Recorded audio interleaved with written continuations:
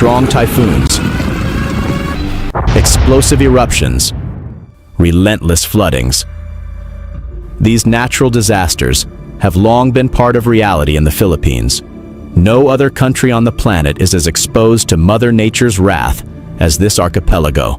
And it's because of one specific reason: its geography. But why? There's no denying the fact the Philippines is like a paradise on Earth, with its thousands of majestic archipelagos surrounded by breathtaking, beautiful beaches. There's truly no place quite like it. But the same beauty made living on it deadly. Positioned at the epicenter of the world's most disaster-prone region, the Philippines doesn't just experience nature's fury. It takes the center stage of it all. Despite living at the mercy of nature's most destructive forces, more than 116 million Filipinos also get to experience its unparalleled beauty. The landscape of this nation is nothing short of extraordinary. Rugged mountain ranges, active volcanoes, vast coastlines, and winding rivers. All of these tell the story of a nation constantly reshaped by nature's powerful forces. Rising above the terrain are mighty mountain ranges like the Cordillera Central, home to Mount Pulag, the country's third highest peak at 9,600 feet. The Sierra Madre stretches along Luzon's eastern coast. This mighty mountain range acts as a natural barrier against Pacific typhoons. In Mindanao, the formidable Mount Apo, standing at 9,692 feet, claims the title of the Philippines' tallest peak. It's home as well to some of the most beautiful volcanoes like Mayon, with its picturesque perfect cone, and Taal, one of the smallest yet most active in the world. Beyond the rugged highlands, the Philippines is surrounded by water. With an astonishing 35,000 kilometers of coastline, one of the longest in the world, the country thrives on its rich marine ecosystems. Underscoring its significance, the country hosts the center of global marine biodiversity, the Tubataha Reef. This underwater sanctuary is home to 75% of the planet's coral species and 40% of the world's reef fish. Its beaches need no introduction. Boracay and El Nido repeatedly grabbed worldwide headlines due to their unparalleled beauty. Rivers and lakes thread through the islands, sustaining both nature and people. The Cagayan River in Luzon, the nation's longest, and the Agusan River in Mindanao are vital for irrigation, transport, and freshwater supply. Meanwhile, Laguna de Bay, the largest lake in the Philippines, and Lake Lanao, an important cultural site for the Maranao people, reflect the deep connection between Filipinos and their waterways. The Philippines isn't just blessed with paradise-like destinations, it's also a biodiversity wonderland, home to over 52,000 species of plants and animals, half of which exist nowhere else on Earth. This rich natural heritage makes the country a treasure trove for researchers and nature lovers alike. The undeniable beauty of the Philippines begs a crucial question. How can a place so breathtaking also be one of the worst places to live? The answer is simply due to its unfortunate geography. It is situated in the Pacific Ring of Fire, a region infamous for its volcanic activity and extreme weather patterns. The Ring of Fire is a vast, horseshoe-shaped belt of seismic activity encircling the Pacific Ocean. It stretches around 40,000 square kilometers. If you lay Burj Khalifa flat side by side, it would take about 73,000 of them to stretch across the Ring of Fire's area. This region is known for its dense concentration of earthquake epicenters, volcanoes, and tectonic plate boundaries. It's not just famous for its name. This region is responsible for most of the world's earthquakes, including the most powerful ones, and is home to roughly 75% of all active volcanoes on Earth. June 15, 1951. The largest volcanic eruptions of the 20th century happened through Mount Pinatubo. It dramatically reshaped the surrounding landscape and had far-reaching effects, even influencing global climate patterns. With nearly 300 volcanoes scattered across its islands, 24 of them are classified as active, meaning they have erupted in the past and could potentially do so again. Over the last 400 years, the Philippines has experienced 44 significant volcanic eruptions, although the country experiences thousands of tremors each year. most of which are so minor that they go unnoticed by the general public.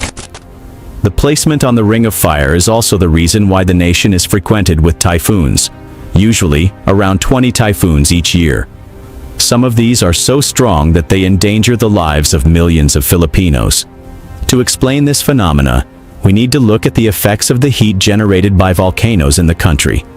This heat warms the surrounding environment, and when combined with the tropical waters of the Pacific, it creates the perfect conditions for cyclones to form. As a result, the Philippines finds itself squarely in the path of these powerful storms year after year.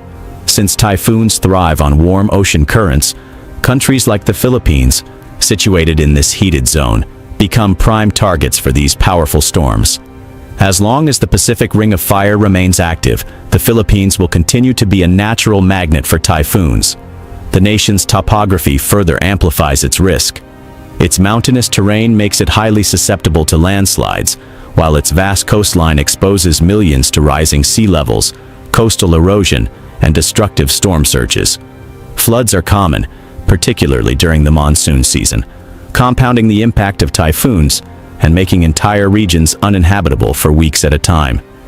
Despite the country's efforts to implement flood control projects, they remain insufficient to counter the relentless impact of severe weather that strikes year after year. Due to these reasons, it's no surprise that the country is often regarded as the most vulnerable country in the world. A 2024 study confirmed this harsh reality, ranking it at the top with a staggering disaster risk index of 46.91, outpacing Indonesia, which followed with 41.13. As harsh as it sounds, Filipinos don't live in fear of these threats. They rise above them. Despite the odds, they remain among the happiest people on earth. They face these challenges with resilience and hope. For many, surviving these disasters means more than bracing for the storm. It means finding ways to rebuild time and again. However, while the Philippines holds the title as the world's most vulnerable country, it's far from alone. In reality, all of Asia bears the weight of being the most disaster-prone region on the planet. This continent witnessed some of the history's deadliest earthquakes, typhoons, and tsunamis. This leads us to our next question: why? Well, this is due to a combination of factors. First, due to its volatile geography. Then, coupled with extreme climate patterns and sheer population density, which are complete recipes for disasters. The continent's vast and diverse landscapes, from towering mountain ranges to sprawling coastlines, place it squarely in the path of typhoons, earthquakes, floods, and droughts. Factor in rapid urbanization, and the impact of these disasters becomes even more severe, leading to widespread destruction, economic upheaval, and loss of life. Geographically, Asia sits at the intersection of several natural forces that seem almost determined to test its resilience. Much of East and Southeast Asia lie within the infamous Pacific Ring of Fire. But it's not just the shifting Earth that makes Asia a hotspot for natural disasters. Its climate plays an equally destructive role. The region sits directly in the path of powerful monsoons and typhoons that unleash torrential rains, brutal winds, and catastrophic flooding. Droughts, too, are a recurring nightmare. Countries reliant on seasonal rainfall, like India and China, face extreme water shortages when the rains fail. Intensifying this already volatile landscape is Asia's sheer population density. Over 4.2 billion people packed into a mere 7% of the world's landmass. This immense concentration of humanity means that when disaster strikes, the toll is often measured in tens of thousands. Megacities like Tokyo, Manila, and Jakarta, perched on earthquake-prone zones and floodplains, are particularly vulnerable, where a single event can displace millions and cause economic losses in the billions. In the end, though nature continues to test the resilience of the Philippines and much of Asia, each disaster becomes a testament to the unbreakable spirit of its people, enduring, rebuilding, and growing stronger with every challenge thrown their way. The Philippines made it to global headlines again when successive massive earthquakes happened in this beautiful archipelago. Have lifted a tsunami warning for the Philippines and Indonesia. It's after a 7.4 magnitude earthquake struck off the coast of the southern Philippines. Search and rescue efforts are underway in the Philippines, where at least 69 people are dead after a strong earthquake. On September 30th, the most powerful and most deadly in decades hit northern Cebu.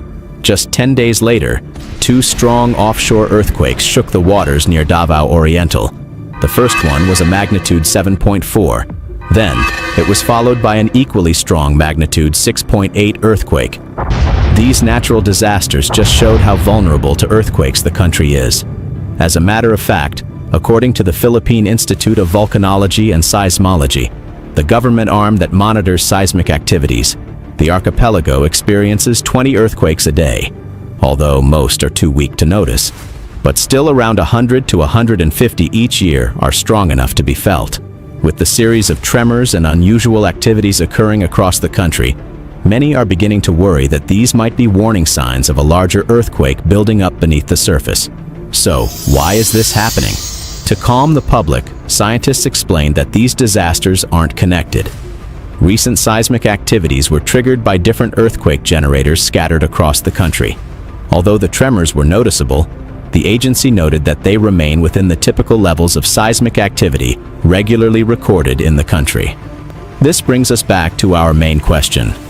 Why do earthquakes often happen in the country? The simple reason is because of its unfortunate geography. But that's only part of the story. There's a deeper explanation that often goes untold. The country is situated within the Pacific Ring of Fire. This region is known for having some of the most active volcanoes and strongest earthquakes on Earth. This huge horseshoe-shaped zone surrounds the Pacific Ocean. It covers about 40,000 square kilometers. This is where several of the Earth's tectonic plates meet and constantly push against each other. This movement causes most of the world's earthquakes and forms many volcanoes. About 75% of all active volcanoes on Earth are found in this region. Now, here's a fact that is often overlooked. The Philippines rests precisely on the boundary where two immense tectonic plates collide: the Philippine Sea Plate and the Eurasian Plate. These enormous plates, extending thousands of kilometers across, have been steadily pressing against each other for millions of years. Their motion is barely noticeable. It's just a few centimeters each year. You might wonder how such minute movement produces massive earthquakes. Every second that passes adds to the pressure hidden beneath our feet, a colossal force quietly gathering strength. But no energy stays trapped forever. Each time the Philippines is shaken by an earthquake, it is the Earth's way of releasing that pent-up power, a sudden outburst from deep within its core. But if you think nature has given the Philippines enough burden, then you're mistaken. Surrounding the country are 7 extremely deep ocean trenches. These are zones where the Earth's crust plunges downward. These areas are often the starting points of earthquakes that affect the nation. One of the biggest is the Manila Trench. It lies under the sea along the western side of Luzon and Mindoro, and stretches about 1,500 kilometers long. On the eastern side of the Philippines lies the East Luzon Trench. Farther out in the Pacific lies the Philippine Trench, plunging more than 10,540 meters deep. This one is one of the deepest points on Earth and among its most dangerous subduction zones. Farther north in the Visayas, the Negros Trench runs between the islands of Negros and Cebu. Mindanao has its fair share of trenches as well. The Cotabato Trench is one of the most active earthquake zones in the country. To the west lies the Sulu Trench, stretching near Zamboanga and the Sulu Sea. On the eastern side of Mindanao, facing the Pacific Ocean, is the Mindanao Trench. This trench is a major source of powerful deep-focus earthquakes. But these trenches aren't the only source of concern for the country. Running right through the center of the Philippines is the Philippine Fault System. It begins from Luzon all the way down to Mindanao. One part of this system, called the Marikina Valley Fault, lies directly under Metro Manila. Scientists warn that if this fault moves and causes a magnitude 7.2 earthquake, the impact would be catastrophic. Millions of people call this part of the country their own. Hence, its impact is unimaginable. The violent shaking from a megaquake could bring Metro Manila to its knees. Unlike earthquake-resilient capitals like Tokyo, where strict building codes have been in place for decades, Much of Manila's infrastructure tells a different story. Many of the city's older buildings were constructed long before modern seismic standards, making them dangerously vulnerable. Worse still, millions live in informal settlements, densely packed communities built from flimsy makeshift materials. In the face of a powerful quake, these structures wouldn't stand a chance. Hence, the loss of lives might be in the hundreds of thousands. Experts have consistently warned that the possibility of the big one happening increases as time goes on. The last significant movement along this fault was recorded in 1658. Studies suggest it tends to move every 400 to 600 years, meaning another major quake could occur any time before or around 2058. In the end, there's no denying the fact that the Philippines is one of the most beautiful countries in the world. However, the same forces that blessed her with breathtaking beauty also made it one of the most unpredictable places on Earth. Living in the Philippines means living with both wonder and risk. Every tremor is just a reminder of nature's dual power to create and to destroy. What the locals could do is to always be vigilant. While we may never predict the exact moment a disaster will strike, we can prepare people for what to expect. The scientific community must deepen its research and ensure this knowledge reaches every community at risk. As a developing nation, the Philippines faces significant challenges when it comes to building the infrastructure needed to withstand the devastating impact of massive earthquakes.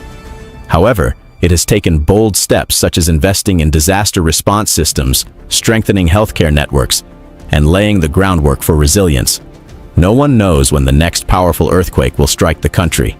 Yet, amid all the uncertainty, Filipinos hold on to one thing that never wavers: their strong faith that God will protect them through any disaster. Beneath the beautiful, clear waters of the Philippines' western coast lies a hidden, terrifying force of nature. Silent, immense, and deadly. However, if unleashed, it could bring destruction to millions of Filipinos. This is the Manila Trench. Although this isn't as widely known as California's San Andreas Fault, it may possess the power to trigger one of the deadliest earthquakes of our time. What level of destruction could this fault unleash that earns it a place among the most dangerous seismic zones on Earth? To truly grasp the scale of the threat and how to confront it, we must first understand what makes this corner of the world so uniquely volatile. The Manila Trench is a prominent 1,500 kilometers oceanic feature located in the Western Pacific, just off the coasts of Luzon and Mindoro in the Philippines. This subduction zone reaches depths of approximately 5,400 meters. To grasp just how deep that is, consider this. The average depth of the nearby South China Sea is about 1,500 meters. That means the Manila Trench dives more than 3 times deeper. In fact, if you dropped the entire Burj Khalifa, the world's tallest building at 830 meters, into the trench, it would disappear 7 times over with room to spare. This subduction zone acts as the underlying force behind much of the seismic unrest in the region. It also powers a volcanic chain along Luzon's western flank, including the infamous Mount Pinatubo. In 1991, Pinatubo unleashed one of the most powerful eruptions of the 20th century. The eruption was so intense that it transformed the surrounding terrain and disrupted global climate patterns, lowering temperatures worldwide and casting a veil of ash across the atmosphere for months. What troubles scientists most isn't the tremors, it's the long, unsettling silence. For centuries, this fault line has remained dormant, but that stillness is far from reassuring. In fact, it's precisely this quiet that raises red flags, leading experts to rank it among the most dangerous fault lines in the world.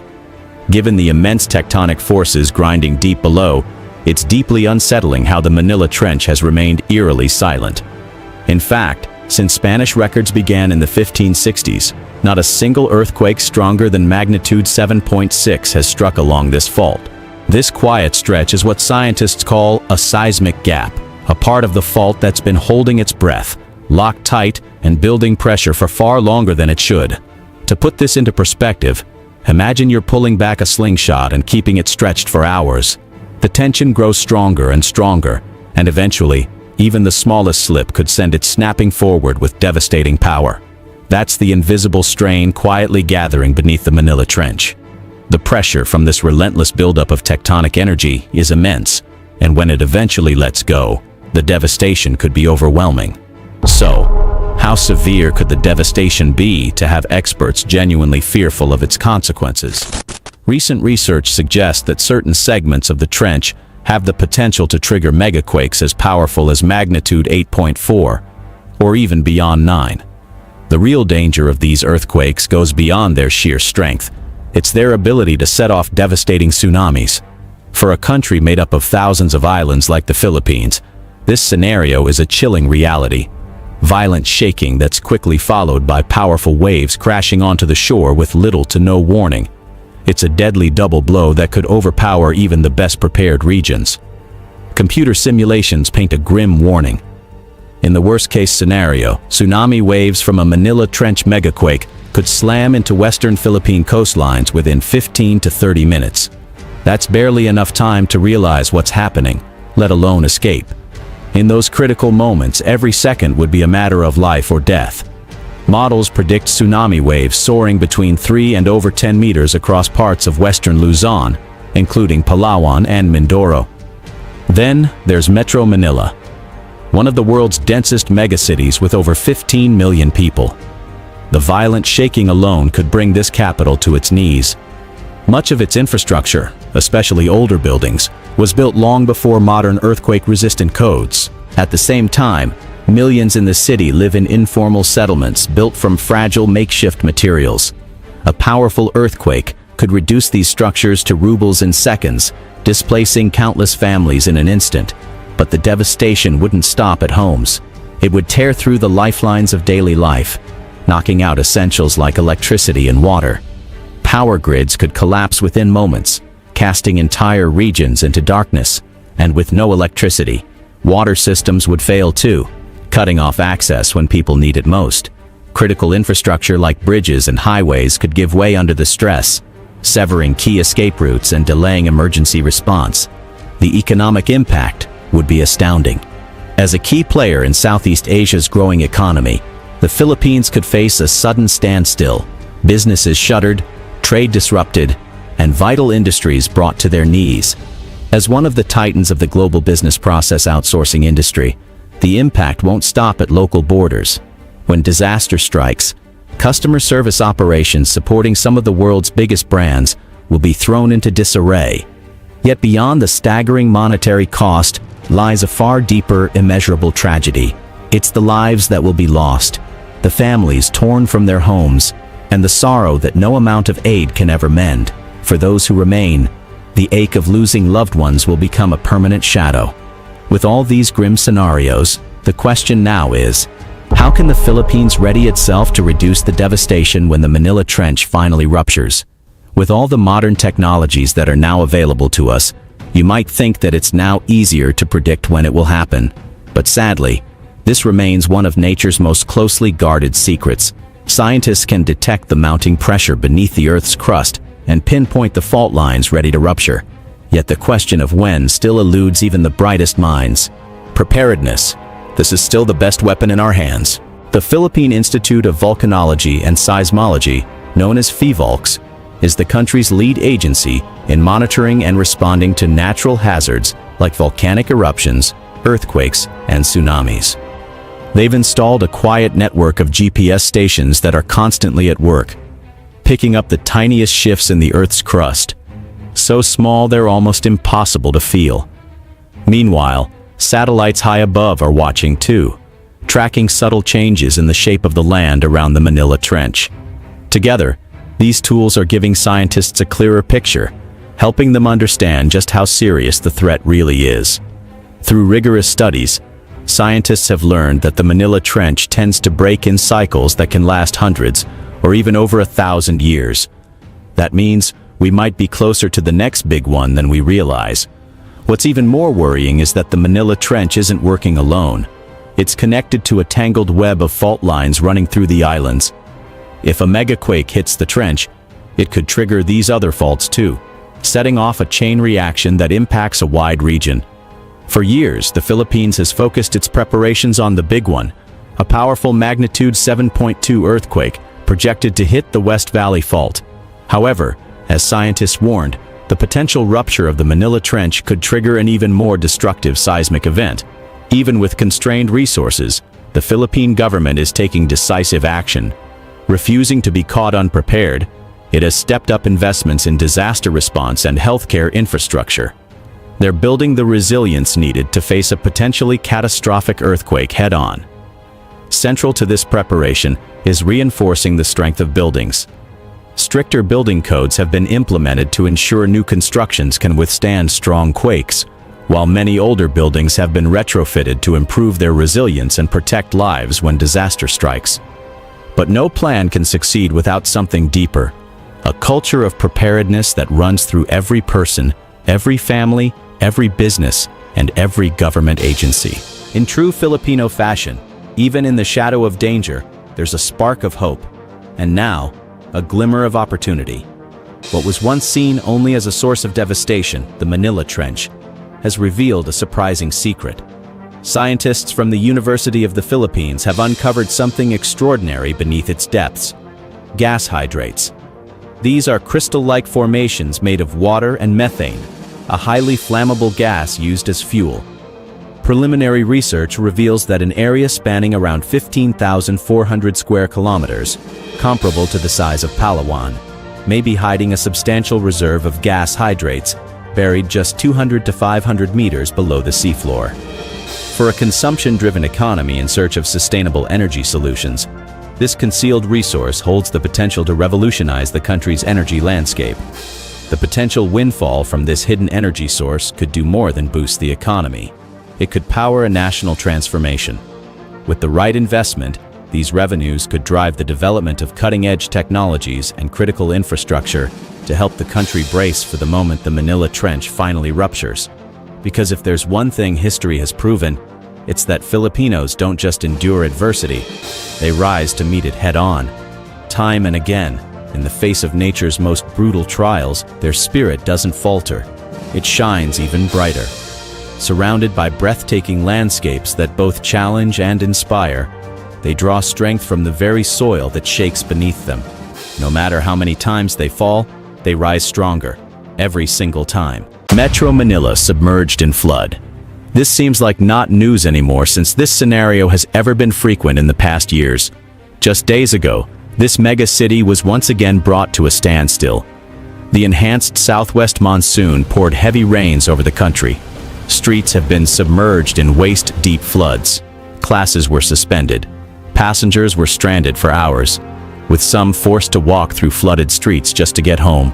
Social media was once again filled with images of submerged vehicles, soaked commuters, and flooded homes.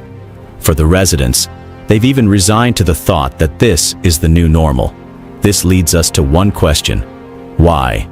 Experts have provided some surprising reasons that might shock you. But before we dive into this, let's first get to know this mega city better. Metro Manila is the economic and cultural powerhouse of the country. More than 15 million people call this megacity a home. To the west, it's bordered by Manila Bay, while rivers like the Pasig and Marikina weave through its landscape. Most of the country's biggest industries and headquarters operate here. It's not surprising that it contributes about 36% to the total economy. This unequal distribution of opportunities has made the megacity the top destination for those from the provinces seeking jobs. This, in turn, makes the city even more crowded. When it comes to tourism, it might not be able to compete with world-famous destinations like Boracay or Palawan, but it has something unique to offer.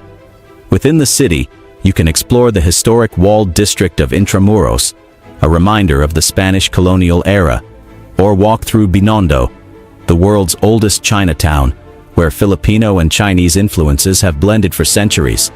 However, nowhere else in the Philippines is the divide between wealth and poverty more striking. Just beside towering luxury condos, informal settlements spread along the city's edges. In these parts of the city, survival is a brutal challenge. Some people get by with nothing more than food that others have thrown away. But poverty isn't the only burden residents face. the city has also been dealing with another long-standing problem: flooding. If you think that this challenge was just a product of modern times, then you're wrong. It's been a part of the city's reality for over 100 years. Even in the early 1900s, floods were a common occurrence during the rainy season, especially in low-lying areas such as Quiapo, Santa Cruz, and Tondo. But back then, the floods were usually shallow, often rising only to the ankles or knees. That changed in July 1972, when Manila was hit by one of the worst floods in its history. Heavy rains fell on and off for weeks, eventually submerging nearly 90% of the city.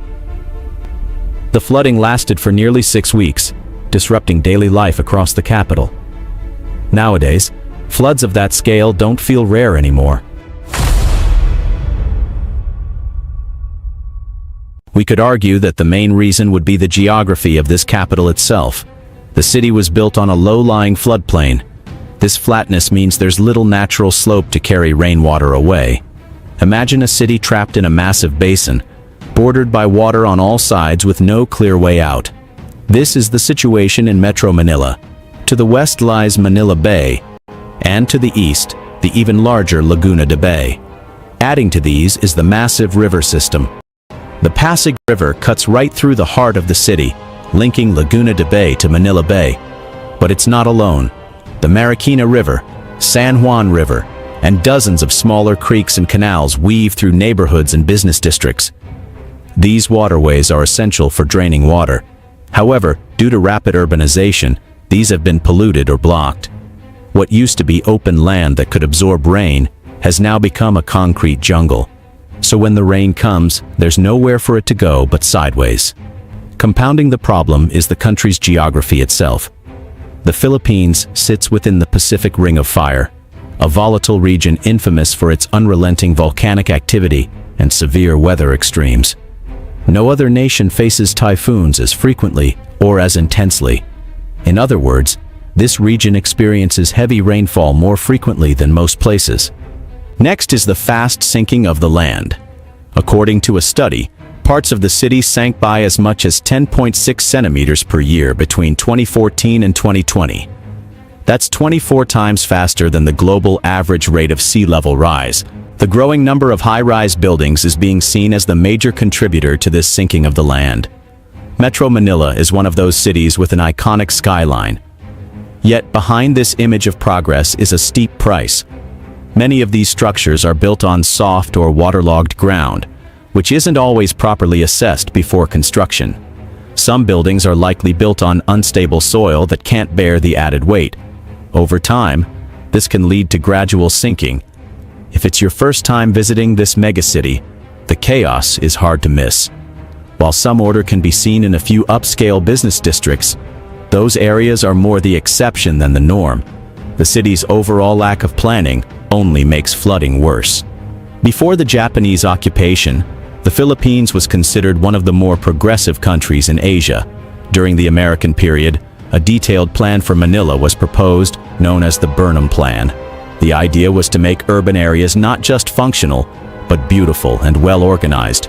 But fast forward to today, we know too well that much of this didn't materialize. As the city expanded over the years, growth happened without a clear, cohesive plan. With the population growing faster than housing could be built, many were forced to settle wherever they could find space. Poor urban planning often goes hand in hand with lack of proper infrastructure necessary to combat flooding. To be fair, the government had been investing in necessary infrastructures since the 1980s. It built the Mangahan floodway. This was designed to divert excess water from the Marikina River into Laguna Lake during heavy rains. The only problem is the second part of the plan wasn't implemented. Because of this, the megacity's flood control systems fall short of doing what they were originally designed to do. Of course, flooding isn't a problem unique to the Philippines. Other disaster-prone countries like Japan face similar challenges. The difference is that they've shown that with political will, flooding can be managed. In Tokyo, underground space has become a key part of their flood control strategy. One of their main defenses is a network of massive underground water tanks designed to catch and store rainwater during storms. The city also has an extensive system of dams, reservoirs, and levees. Some might argue that comparing the Philippines to a country like Japan isn't fair. It's like comparing an apple to an orange given the difference in development and resources. But the truth is, the Philippines has also invested a significant amount in flood control. Around 20 billion US dollars, or roughly 1 trillion pesos, has been allocated for infrastructure aimed at reducing flood risks. President Marcos Jr. has also pointed to more than 5,500 flood-related projects as part of the government's response. The real question now is, where did all that funds go? A straightforward answer is corruption.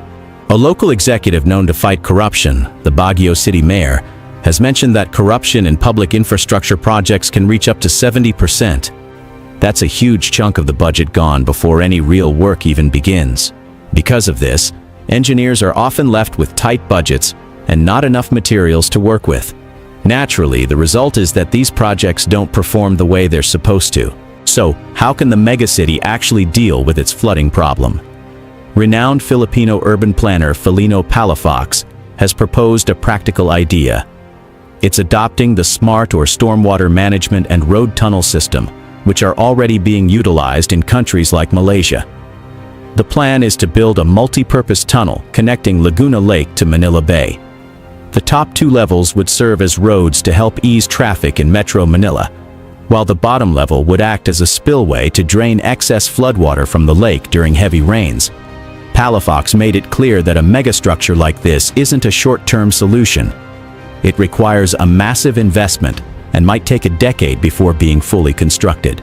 Another practical step that doesn't involve major construction is the regular deepening of rivers, estuaries, and especially Laguna Lake, to improve drainage and reduce the risk of spillover. But there's one crucial element often overlooked in this entire defense system: the residents themselves. No matter how advanced or well-designed a flood defense system may be, it becomes useless if the local community doesn't cooperate. If people continue to throw their garbage into canals, rivers, or along the streets, this waste ends up clogging drainage systems and blocking the natural flow of water. As the old saying goes, any harm done to nature will eventually find its way back to you. But what are your thoughts about Manila's flooding? If you love our story, please subscribe to be part of our community. As always, until the next one. If you'd love to be always prepared when it comes to unforeseen events, we suggest that you get this handy survival kit. Just click the shopping button in the descriptions.